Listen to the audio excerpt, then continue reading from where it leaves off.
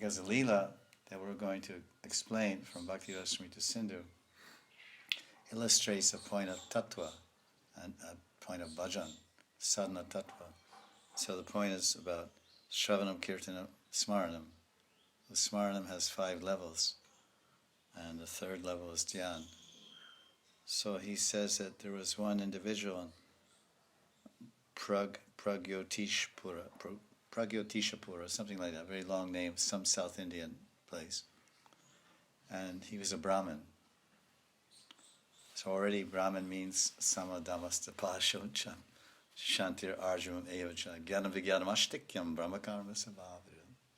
He's a very shantiman, indriya dant, his senses are controlled. So he already has being a Brahmin and being engaged in puja, he must be a very elevated jiva with very high qualification and very powerful faculties of mind and intelligence. So this is the person we're discussing. And also a great bhakta, because he had a sporti. His meditative practice, which Rupa Goswami explains, was not simply closing your eyes and meditating or thinking, which is thinking. He was doing dhyan. Because being a Brahmin, and what Brahmin means they have to worship the shalagram, at least minimally, shalagram every day. And some types of Brahmins, they do homa or yajna every day also. Agnihotra, different yagyas, part of their niyam and their varna dharma as Brahmins.